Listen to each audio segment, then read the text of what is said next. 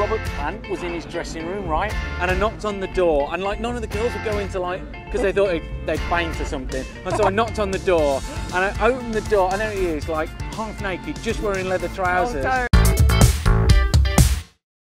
John Quilter, Food Busker, lovely to run into you. Let's go back a bit with your history, because there you were, you had your own restaurant and you decided to pack it all in, you'd had enough. I guess it's just like I'd fallen out of love with food, and that was the whole reason why I was doing it.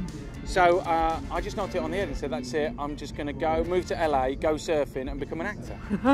How did that go? It didn't work out so good. You didn't even get to LA, did you? No. It's not been a walk-on in Coronation Street, nothing.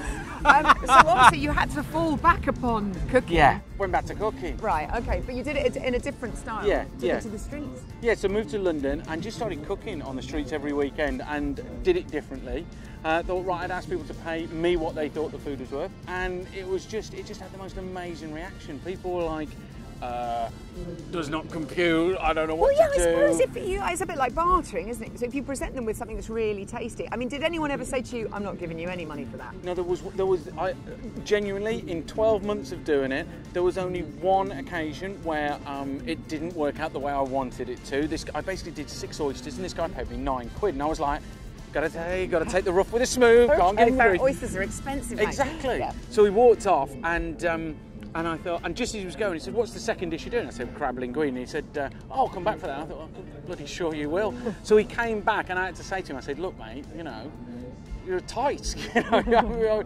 And so he then ended up paying like £35 for a small bowl of crab spaghetti. So it was kind of like, it was a really wonderful experiment with people and what they pay for food and how they interact with food. So it was cool. So this is a great thing, isn't it? Music and food, such a lovely combination. Who will you be rocking out to? Who will you be taking tea to on stage? Well, so I'm hooking up with DJ Barbecue. Oh yeah. So he's a bit of a legend. Lad, isn't he's he? a nutter, that the boy. two of you together, bringing Robert Plant into the equation, and The that's kids love children, and so I'm going to be doing that, and then there's lots of collaborations with other YouTubers, and of course Jamie Oliver's Food Tube, so we're hooking up with all of those. So it's like Feastival's just a dream come true. It's awesome. taking over the world. What would your last meal be?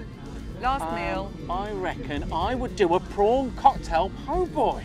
That sounds delicious. I wish you'd make me one of those. Okay, let's do that now. Okay. If you want to see John's prawn po' boy he makes for me and you want to see it, click down here. If you want to subscribe to Food Busker, if you haven't already, then click his lovely face.